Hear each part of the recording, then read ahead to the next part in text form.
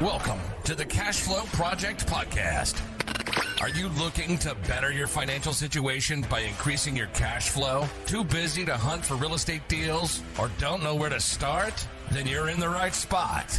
Join us as we dive in and talk about investing for cash flow using multifamily real estate. Welcome to the Cashflow Project podcast. I'm your host, Steve Fierros with Tri-City Equity Group. Today, we've got Bob Bernotas on the show. Bob's a serial franchisee who has run multiple highly profitable multi-unit franchises in the entertainment, personal care, and wellness industries. He's been in franchising since 1986 with highly profitable multi-unit franchises and is passionate about helping others experience the life-changing benefits that come along with business ownership. So definitely excited to talk to Bob today. Bob, welcome to the show. Appreciate it, Steve. And I wish you didn't have to tell them 1986. That kind of dates me. I was going to say, we were just talking off camera about some movies from the kind of from that time period, right? Hey, some of the best stuff was coming out of that time frame. So, hey, there's some great stuff. And I was in the video industry, so that saw lots of those movies. There you go. Well, Bob, for those of our listeners that may not be familiar with you and kind of your business, your background, fill us in. Give us a little bit of backstory. How did you get started in business and franchising and starting even in that 80s period or leading up to it? How did you go down the path to where you are today? Yeah, spent very little time in corporate America, decided corporate America is absolutely not for me, started my own business, independent, a little computer software company that I launched. I knew nothing about computers or software, had marginal success in that. That was short-lived, and then begged, borrowed, and stole to get funds put together for the first franchise that I bought, which was a West Coast video franchise. I'm sure everybody remembers Blockbuster. Actually, West Coast Video preceded Blockbuster, and I had a number of West Coast Video units in the Philadelphia area. Lost my mind and went up to New York with them as well. But fortunately, did well in that industry. You know where that industry went. I eventually sold my units, and I sold at a time that was still reasonable, so I didn't get crushed. Also was in the tanning industry for a number of years with a company called Hollywood Tans and had a bunch of those in the Maryland market. I've also been consulting for a couple of decades now. Used to consult primarily on the franchisor side, helping companies position for growth. But over the last 10 years or so, I've migrated exclusively to the franchisee side, helping prospective franchisees find the right franchise concept, help them get financing and so forth. I was also CEO of a national chain that also was in the tanning industry. It was later sold to a bigger chain. And that's my background in a nutshell. And got into consulting again about 20 years ago. And now I just work with candidates who are interested in getting into the industry. Yeah. And that's a big deal too. So a couple of our partners, and I mentioned that, are involved in franchise. So huge believers in the model and the businesses. And honestly, like that, you do need some help on helping to navigate the waters. Not every business is a great fit for, let's say, every personality type, right? Or interest type or even demographic type, right? So helping to navigate, like I say, the financing and all the kind of the nuance and all of that kind of stuff. Yeah. Hugely beneficial. So now that's gotta be actually pretty rewarding, pretty fulfilling, because having talked to other franchise owners and business operators, it can be really liberating. So we do a lot of real estate, but it's kind of the same deal. Once you start to find some success that gets you financial freedom and there's no ceiling there. Yeah. You know what? When I was on the other side of franchising, working with franchise companies, I mean, it was a nice gig, but actually being able to help people realize their dreams, which I can't tell you countless numbers of people that I've worked with who eventually acquired a franchise. I helped them through that process, helped them with financing and so forth. And just to watch them grow and develop this into something that is absolutely life-changing has been a real trip for me. Yeah, no, I'm sure. And now, did you come from kind of an entrepreneurial background? Was that like the kind of household that you grew up in and that kind of deal? Was it something you always saw around you and, hey, this is normal, and so how do I apply this in my life, or kind of what prompted the move into business? Yeah, like that? well, good question. And actually, no. I mean, one of my brothers had an advertising company when I was real young, and I worked for him for a short period of time. But I learned my work ethic. I grew up on a farm, and just having that type of environment, and even when I wasn't working on our farm, which we had a non-working farm in that we didn't do crops. We had a huge garden and we had a couple of horses and we cut hay, but I would rent myself out to the local farmers. So I developed a work ethic from that. But in terms of what I discovered early on, Steve, is just that corporate America wasn't for me. I mean, I did not handle it well, and I got fired from just about every job because I couldn't keep my mouth shut that I've had. So after about 4 years of that, I decided, you know what, I'm done with that. I have to do something on my own. I've had a couple of businesses that were non-franchise. One worked, one didn't, but I've had a lot more success in franchising. No, for sure. Yeah, and then one of the things that appeals, I think, to me as a business owner individually is it's definitely appealing to know, okay, hey, look, you already have proof of concept. Look, and say you're going into a franchise model. There's already proof of concept there. There's a lot more hand holding, I guess, at systems are already in place versus you just kind of started from scratch. Started businesses from scratch. It can be incredibly challenging, especially when you want to look to start to scale. And this is, I know Right. some of the benefits of going into the franchise model is, hey, look, a lot of times you're walking into businesses that are, hey, maybe they're nationwide already. I mean, some of them could be regional, some of them could be kind of smaller at scale, but gosh, if you want to scale, geez, franchising is an awesome way to go. What you're saying, I absolutely agree with. I mean, that's one of the great opportunities in franchising to be able to scale because the infrastructure already exists. And there's a variety of ways you can scale. I will tell you, Steve, most of the clients that I work with, probably about 80%, they're looking to get into something on a part-time basis. Okay. They have their corporate job. They want that lifeline, that safety net, or at least what they're perceiving as a safety net, and they want to ease into something. So most of the clients I work with fall into that bucket. But a lot of my clients have children. They're looking potentially to build a legacy, or they're looking to scale a business into something significant that their kids can take over at some point. One of the beauties with franchising is how the infrastructure is set up to scale. And there's really a couple different ways you can do that. If you're looking at brick and mortar, then scaling simply means you are buying more units and you open more units over time. If it's a concept that's growing pretty rapidly, you don't have the opportunity to stand up one unit, develop that unit, and then if that one's going well, I'll buy a second unit. Later, I'll buy a third unit. Everything sells out around you pretty quickly if it's a hot concept. So the strategy in that situation is you might buy the developmental rights to, let's say, 3 units over perhaps a 3-year period of time.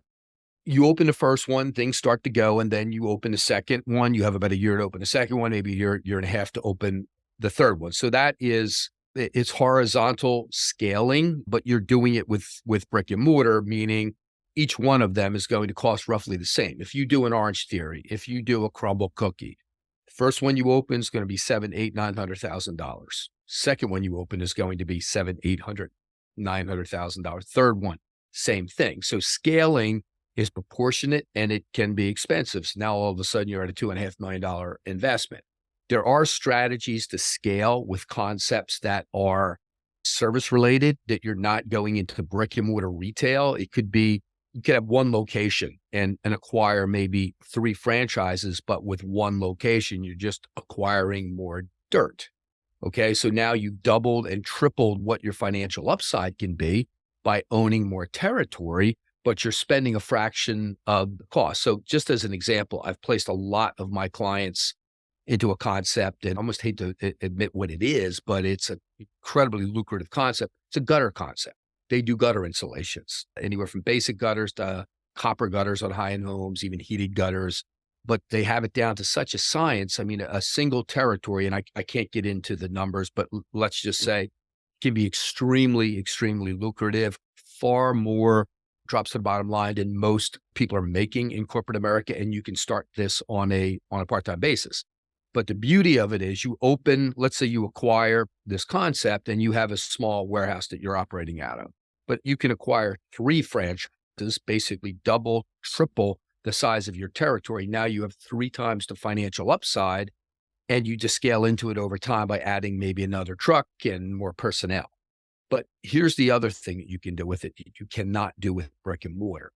You might be 2 years into it and decide this is going so well that I'm going to buy a second brand. I'm going to introduce this second service to the same customer base that already knows and trusts my first brand. And now you're gaining economies of scale. Your customer acquisition cost is going down. As an example, I have a client and he's in Austin, Texas, and he bought 3 territories in Austin, Texas. He's in his second year now, getting towards the end of his second year, and his numbers, again, can't share these with you, but they are phenomenal numbers. He came back to me and said, Bob, I'm ready for my next brand. I'm ready to scale and add another brand to the mix. And I introduced him. He was looking for potentially a fencing concept. I introduced him to a fencing concept, but they also had some other brands in their brand portfolio. The company owned multiple brands, and he actually liked another concept better. Anyway, long story short, he ended up buying 5 territories with that second brand. So now he's building a little dynasty. He and his wife got into it, interestingly enough. I guess it was close to 2 years ago now. And when he did, both he and his wife had a good corporate job, both making 6-figure income, and they were going to do it as a semi-passive concept.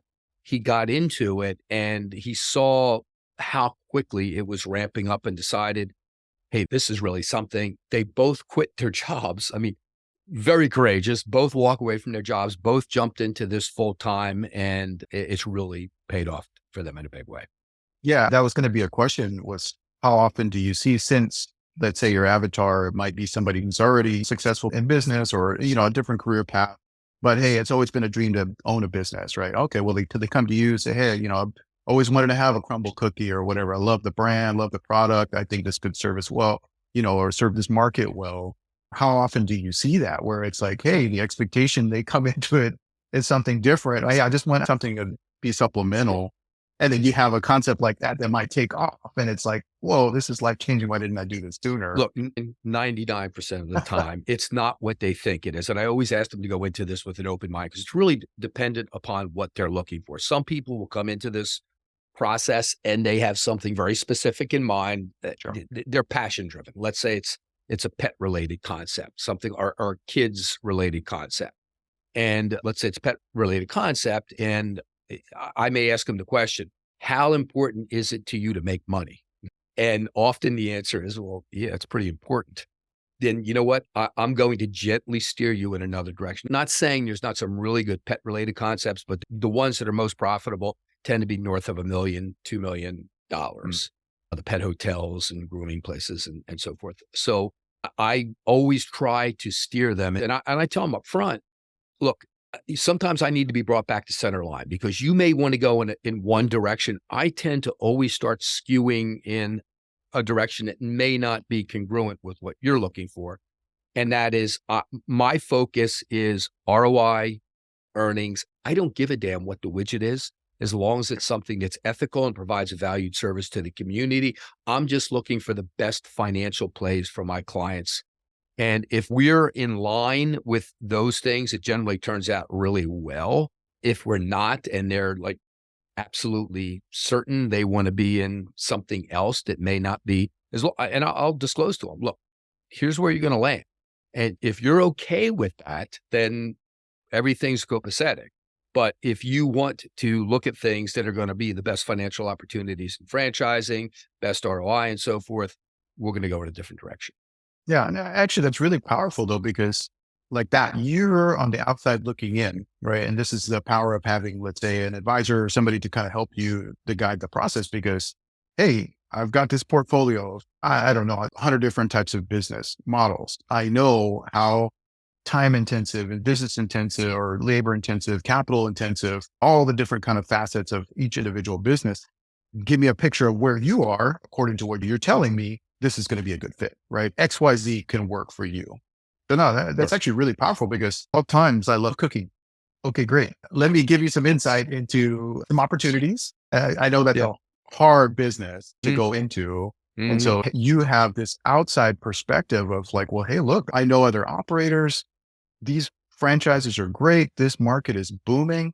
Don't go here. Like, we're seeing declines here. You can help to kind of guide them along the process, versus you just walking into it and being like, well, hey, yeah, I think I'll try this out. I love Mexican food. I'm Mexican. I'm going to open up a Mexican food restaurant. Right. Okay. Well, it's the market dictating that you do that. No, food, to your point, food is really, really difficult. And typically I don't show it unless I'm working with a client who's insistent on it.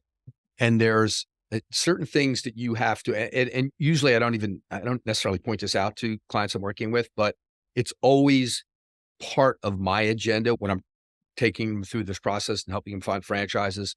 You have to be cognizant of certain other pitfalls. You don't want to be in product related businesses. You don't want to compete against Amazon and online shopping. Those days are over. I will never work with those types of franchises again, unless it's a franchise that combines a product with a service. So Amazon is one issue. It is having concepts that are Amazon proof, Amazon resistant, pandemic resistant. What kind of impact, because who knows when the next pandemic's coming, is that going to have on your business? If you're in hospitality, if you're in food, especially, sit down type restaurants, you're going to get crushed. If you're in fitness, you're going to get crushed. If you're in beauty, you're going to get crushed. So that you need to be cognizant of. And the big one is recession. What types of businesses out there tend to be, and there's lots of businesses that are in fact recession resistant. They're not going to be impacted or impacted minimally, or in some cases, some actually get stronger during a recession. So those are all things that people need to be cognizant of going into this process as well.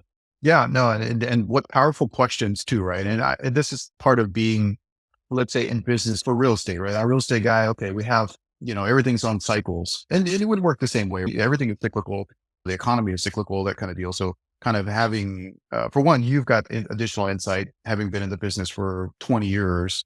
This is where the 1986 comes into play, honestly, because it's important. And that's actually very important to understand. I do a ton of networking. I've met tons of investors. I've been in real estate for 18 years. At this point, I've seen a couple of cycles. So it's always important to remember, hey, look, if you put everything on a long enough timeline, typically you win with real estate. With business, it's important to understand, hey, look, we never had COVID before. We've gained some insight now. And just to your point, hey, we typically want recession resistant products, businesses, services. Now you have that additional layer. Okay, pandemic, you weren't talking about that just a few years ago. And so now, okay, hey, we've got more data, we've got more info, we've got another tool on the tool belt effectively to handle kind of these problems, these challenges. So no, that's awesome. And again, this is the power of having a consultant, having somebody who can kind of help you kind of navigate these waters and these processes, right? So, and then you also have the added benefit too.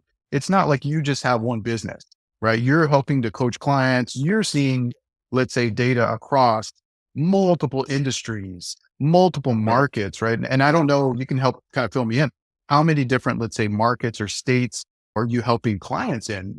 Because potentially you have kind of this nationwide or even global outlook, right? Like, fill me in, like, how does that work for you? And yeah, I think I've placed clients in every state in the country. I can't think of one that I haven't. So yeah, I work nationally. Now there's certain states that are a little more difficult to work in. Washington state is extremely difficult. Your state can be different. Those are registration states. So sometimes it takes a little bit longer for brands to get registered in those states. And like I'm going through it right now because I have clients in a concept. It's one of the hottest, if not the fastest growing concept in the country right now. But it's not registered in a number of states. Actually, by the way, just to prove that I get high on my own supply, I just bought a franchise myself. I bought 6 units with a franchise concept. I brought in a couple other guys. So we have a little investment group, but we bought the developmental rights to 6 units that will develop over the next 3 to 4 years. And yeah, like I said, I think it's incredibly powerful because I see it a lot of times here. Like we talk to local investors, specifically, let's say in Hawaii, and it's easy to say, well, we are on an island, and that's absolutely true. But you also don't get to chance to kind of see everything at scope, right? At a kind of wider range. So you don't see, Right. We typically lag, let's say the mainland by a significant period through technology, through business, through trends, all that kind of stuff. But that can happen even in the mainland as well. So that's why I say I actually think that's really powerful that you can see that. You can take a bigger picture through your other clients and business operations and whatnot. And that's actually very valuable too. Like they say the service where you're seeing, hey, don't go towards brick and mortar or specific products, that kind of stuff. Yeah, very, very valuable. Brick and mortar is going to cost you just considerably more. I mean, there's certain concepts you can get into in brick and mortar. When you get into brick and mortar retail, like the concept that I bought is brick and mortar, but it goes into medical parks where doctors and other professionals are. So the build out cost to get that concept open is in the 300, maybe the 325 range. If you put the same concept into brick and mortar retail, it would literally double the cost of that concept. So that was what was attractive to me. Usually I'm into service businesses that could be operated out of some flex space, warehouse space that you have one location, you buy multiple territories, and you service multiple territories out of the same location because customers aren't coming to you. Your team, your people are going to the customers. And those tend to be the ones that are most scalable. The one that I bought is kind of in between, but it's just such a hot concept now and blowing up that it was too strong of a concept to pass up on. Now you got me curious. Bob and I are going to hang out after the show. Yeah. You guys, We can talk, absolutely. we've kind of talked numbers and just a few times. Like, who would this be a good candidate for? Like, we raise capital frequently, and obviously we talk some financing. Like, is there a certain barrier to entry, or like, hey, if you don't have this, like, this may not be a great fit for you at this time? Or is there stuff that's kind of approachable or has kind of a lower barrier for, entrepreneurs that are wanting to get started with a franchise model? Because I know it can range widely, right? Massively. So good question. So typically from a liquidity standpoint or what somebody can invest into a franchise, you're probably going to start on the 50K range, but you're not going to get into any decent franchises down at that range. So there's a starting point that might be between 100 and 150. There's some good franchises you can get into. Let's say you capitalize at 250, you can borrow. And again, I work with lots of clients helping them get financing. Rare that I can't get somebody financed. And all the way up to how many millions do you want to spend? You buy a big blue, that concept might be a $5 million concept per unit. It's a swim school type concept. So it's going to be all over the map. But the clients that I work with, it could be somebody with, couple $300,000 net worth that has maybe 50K that they can put into something and maybe get a little bit of financing, all the way up to people who are franchise investors and have large net worth. I would say most of my clients are coming from corporate America. Most of my clients, I'd say a good 80%, are looking for concepts that are semi-passive. They don't want to step away from their full-time job. They want that lifeline. They want to get into something that they can maybe put 10 to 20 hours. That's a typical definition of semi-passive, somewhere between 10 to 20 hours a week.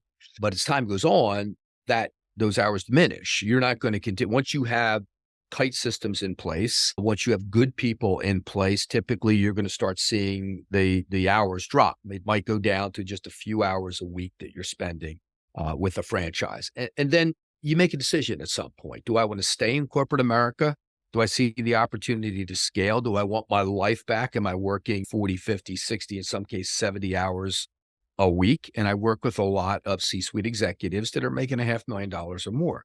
They know they can't keep up that pace forever. So often they're looking, hey, can I build something on the side? Can I eventually replace my income or come anywhere close to replacing my income? Or via scaling, can I go past my income? And the answer is yes to all of those questions. There's a strategy for that. And at the beginning of any relationship with a client, that's what I do. I sit down and we strategize together, figure out what their goals are, what they want to try to accomplish, and then just use the franchise as a tool. Don't make this your passion. Okay. There's a great book called The E-Myth that specifically talks about that. I mean, you don't want to necessarily get in things that are passion plays. You may learn to hate your passion.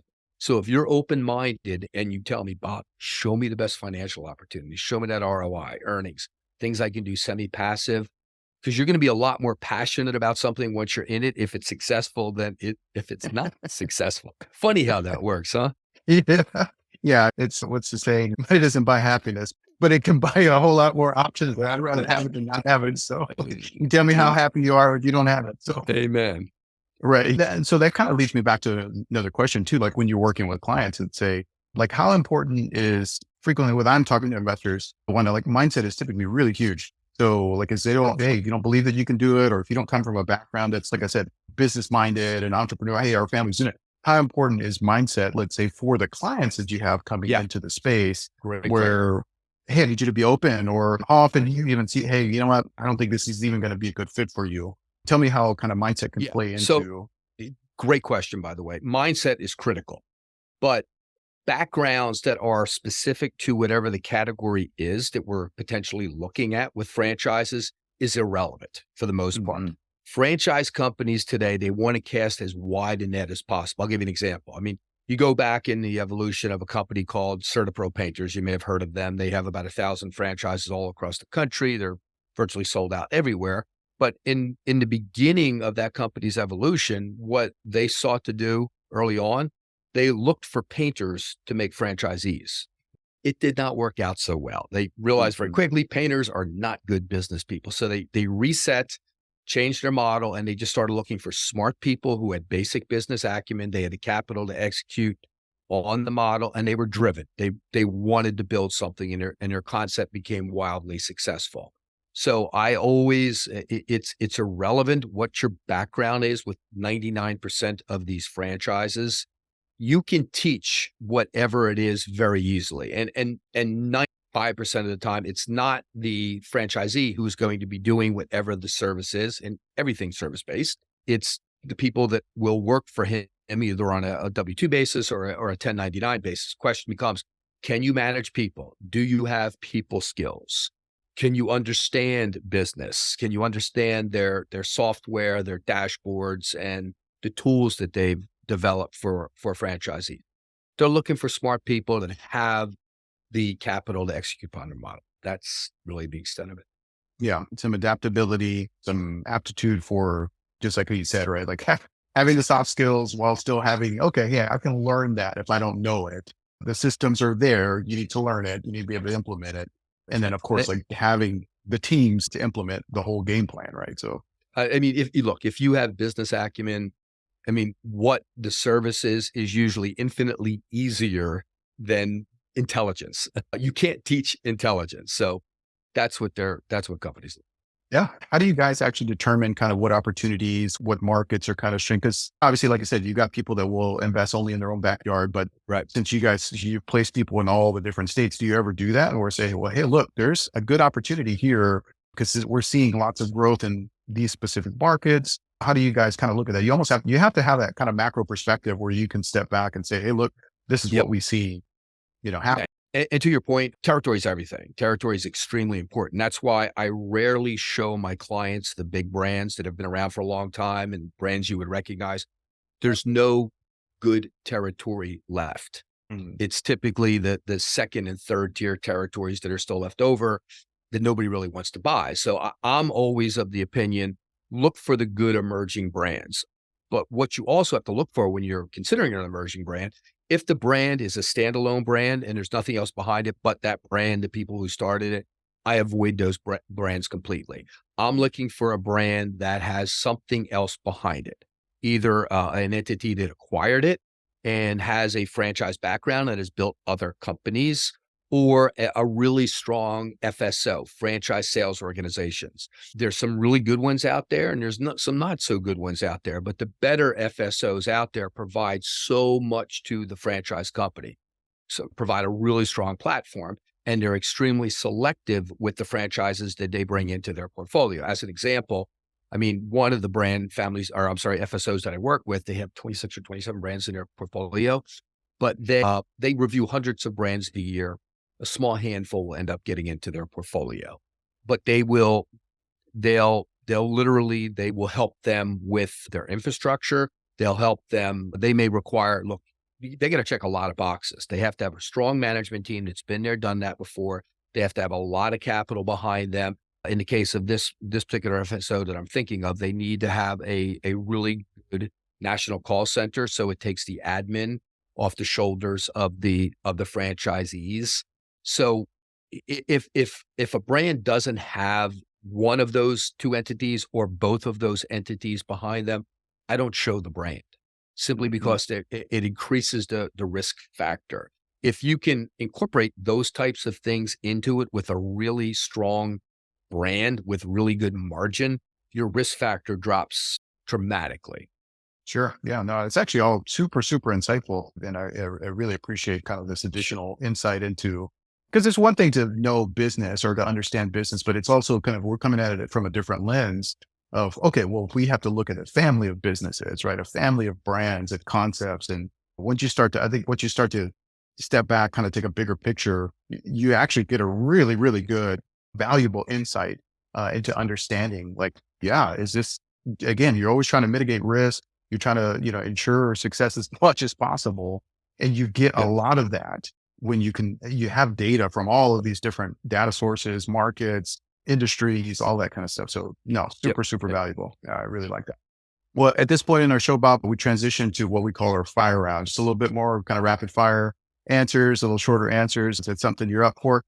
Absolutely. Let's go. All right. First question. What is the best book that you recommend other than Rich Dad, Poor Dad for us real estate investors? That's the real estate Bible, but any good book recommendations? Could be for business, could be for really anything, mindset, whatever. Well, I already mentioned it, The E-Myth. I love that book. I think it makes absolute sense. If you're going to get into franchising, read The E-Myth. Okay. Yeah. No, that's good. That's a good book. Great book recommendation. All right. Or the E-Myth Revisited. There's a second edition.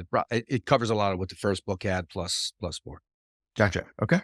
Next question. What would you consider your superpower is? Oh my goodness. That's a great question.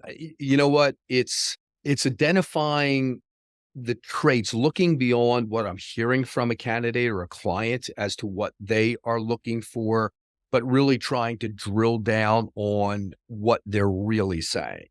Okay. Because sometimes they're talking about a brand. They'll come to me with a particular concept in mind or a particular category in mind. But once we analyze what they're going to get out of it, it may not be even close to what they're anticipating. And there may be a much better fit, not just from an economic standpoint that they're going to make more money, but it's going to be a better lifestyle for them. So a lot of my candidates come into this and that's what they're looking for. They're looking for, really more than anything else, a change in lifestyle. They're working the 9 to 5. They're sick of it because they've been doing it for 20, 30 years. And they're ready for, they want to be their own boss. It's cliche, but it's true. They want to make their own decisions, but they also want a safety net. And that's what good franchise companies provide. There's lesser franchise companies that I don't go anywhere near, and there's over 4,000 different concepts out there. I can take any of my clients to any of these concepts theoretically. They'll take my contract, but I don't. I stick with brands that are the top 10 to 15% in any given category of franchising, and mainly the brands that make the most economic sense.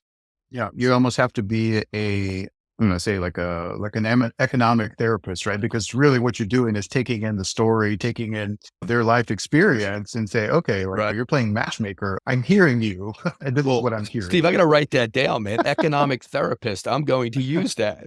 Trademark it. No, but I like it. And it's, like I said, super valuable. I think it's actually very insightful. All right. Next question. What is the biggest lesson that you've learned, or maybe too, that you've also seen maybe a value in other people, but what's the biggest lesson that you've learned over your career thus far? Yeah. Don't prejudge. Don't assume somebody, if franchising is right for somebody, it's not right for everyone. And if people don't have that entrepreneurial spirit in them, and some people have it and some people just don't. They are meant to work for someone else. That's not a knock, but it's fact. So those people who have that spirit, I mean, I have tried to put a square peg in a round hole early on in my career, and I realized this is not going to work eventually. So I will tell, I'm the first to let a candidate know, and I tell them up front in the process, when I start the process, we may get halfway through this process, Mr. Candidate, and you may say to me, Bob, I'm not sure franchising is right for me. We may get halfway through the process and I may say to you, Mr. Candidate, franchising isn't right for you. And we'll just step away and agree to be friends and so forth. But yeah, it's not always for everyone. No. And like I said, that's incredibly valuable because people need to hear that, right? Like, and better you find that out. For one, let's say, as somebody's helping to try and place and coordinate them with the right franchise, but also for them too, because long-term, hey, if you're not a right fit for this, you're not an entrepreneur, maybe you're an intrapreneur, right? And you need to be working with somebody else. You're going to run that thing into the ground. Like it will be ultimately much more detrimental long-term for the business, for all the employees, for everybody else that's involved, for you to be involved and kind of push forward versus like, no, let's find the right fit for you. This is not going to be the right fit. That's totally fine. Maybe consider something else. So no, that's great. Yeah. Said it perfectly. Yeah. Now for the busy working professional who's trying to work towards financial freedom, what advice do you have for them? Look at things that you can do on a semi-passive basis. If you're not in a position where you feel comfortable jumping out of what you're doing on a full-time basis, we can talk about there's lots of semi-passive concepts. More and more are developing those models every day. That is the major trend in franchising. They want to cast a wider net. They know that there's a smaller percentage of people that are in a position to jump into something full-time versus people that can ease into it on a part-time basis. Yeah. And that makes sense too, because like that, like you want initially, if the people are come to you and they're just looking for that additional safety net, right? Or they're thinking legacy or wanting to create something additionally beyond, well, the bills are paid, right? Like, but no, again, this is always the challenge with W-2 and like business. Well, look, hey, there's W-2, you got the safety. There's a higher floor, but there's a lower ceiling. This is walking in the business space. There's no floor, but there's Yeah. also no ceiling. So, Mhm. you know, Well, you Steve, have you to know what? kind I would actually argue that point to an extent because, Okay. I mean, people in corporate America, they feel they have that safety net. What happens if you lose your job? I Oh mean, yeah, no, yeah, you yeah, may get yeah, some severance or whatnot, but no one's going to fire you from your own business unless you're really doing poorly, and then you fire yourself. But if you get in the wrong franchise, there's significant risk, and there's a lot of franchises I would go nowhere near. But there's some really great concepts out there, and from a safety standpoint, from a success rate standpoint, those are the ones you should be focusing on. And the problem is finding those franchises because most people start this process, they go online and they start doing an online search. You're seeing, first of all, the bottom half usually of franchise concepts. Some of the better ones advertise that way through portals, but most of they're showing you what they want you to see. You're not seeing what's behind the curtain. And if you don't know what to look for behind the curtain, it's easy to make a bad mistake. I got extremely lucky with my first franchise concept. Not saying it was a great concept by any stretch, but the first concept I got into was pretty decent and it allowed me, and I got lucky because that concept, first video store, West Coast Video, I opened in December of 1986. That unit in that January, a month later, was the top unit in the chain, which allowed me then, it was a springboard to get into more and more franchises. I've made some bad calls with franchises and locations, but I've learned each time I've done one of those stupid things. yeah, and like that. Like sometimes you just need those wins, right? You need those small wins to start you off, because if not, you had that bad experience right from the get go. For most people, that's going to torpedo that venture, right? Or them even wanting to move. Well, oh, I knew that going into business was a bad mistake. I should just stick to my W-2, stick to what I've always known. So, and there comes in the opportunity, like I said, somebody like you, or so look, hey, look, let me help guide you. Let's help guide you through the process. Let's help to try and avoid some of these pitfalls that you can't see because you just don't have the experience. So I like it. Right. Well, if our audience wants to reach out, they want to learn more about you, get in touch with you, what's the best avenue for them to do that? Simply go to my website. It's franchisewith.com. You can reach out to me through that. You can also download my ebook for free. If you want to schedule with me, just go to my schedule on the website and you can schedule a 20, 30-minute call and we can assess your situation pretty quickly and figure out if it makes sense for us to work together. Awesome. Awesome. Bob, well, it's been a pleasure having you on the show. I really appreciate you coming on today with me. I've enjoyed our conversation. I know our listeners have hopefully gained some insight into franchise opportunities and kind of that space. We know it can be incredibly lucrative, but you obviously got to have the right guidance. You got to have the right vision for what's possible and pitfalls to avoid. So thank you so much for coming on today. And we'll talk to you soon. My pleasure, Steve. Thank you. Aloha.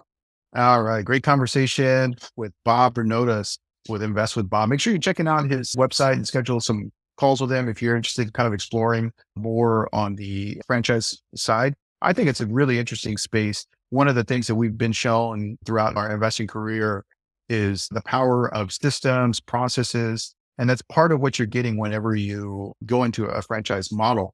You're already buying into a franchise that has established systems and processes. Now, ultimately, again, it's up to you as a business owner to hire the right people and put the right people in the right positions, right people, right seats, right? But if you can shortcut the process just in terms of business ownership, in terms of concepts, that's hugely valuable. There may be certain concepts that are growing in certain markets, or there's a demand for that type of service or product in a specific market that's underserved. If you can have that, if you can have somebody who's help you guide you through that process, that's seeing that from a bigger perspective, a bigger picture, I think you should always take advantage of that. It's effectively like having a coach, but just on, let's say, the franchise opportunity side. So great conversation with Bob. He had some great recommendations in terms of books, the E-Myth. Some of you guys may be familiar with that, a great book. seeking people who are seeking changes of lifestyle. If you're working a corporate W-2, maybe that's not the best fit for you. Maybe you do want to find other opportunities. Obviously, we have a lot of people that will come on board with us in terms of investing because, hey, you know what? I want to see some type of an exit in terms of my job or set something up for the future. Is another avenue in terms of generating more active income. So generate more active income, let's say going through a franchise or a business, and start moving that again into building additional wealth building assets such as real estate. So yeah, very powerful there. And then again, power consulting. That's great. So yeah, great episode with Bob. Definitely, like I said, definitely check him out. Reach out to him if you guys have questions. Of course, if you guys are interested in investing with us, go to our website, trustedequity.com. You can definitely learn more about the different opportunities that we have going on. We're always working on new projects. The team is always underwriting new deals, new opportunities, trying to find the best opportunities for all of our investors. So definitely check us out, trustedequity.com. Schedule a call or send us an email. We'd love to hear from you. Connect with us and local like-minded investors. If you're here in Honolulu, or if you're coming out for a trip or visiting, join our Facebook group, Honolulu Multifamily and More. We'd love to meet you. We have local monthly meetups where you can come out and network with other like-minded investors, business owners, entrepreneurs, people who are doing the things that you want to do, or the same things that you're already currently doing. So we'd love to be able to connect with you. Of course, if you guys found value in the podcast, please make sure that you're leaving a 5-star review.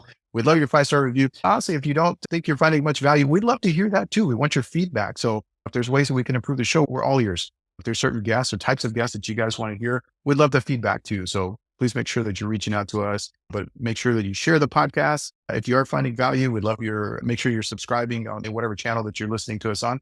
And all right, guys, that's going to be it for today. So signing off. We'll talk to you soon. Aloha. Take some action.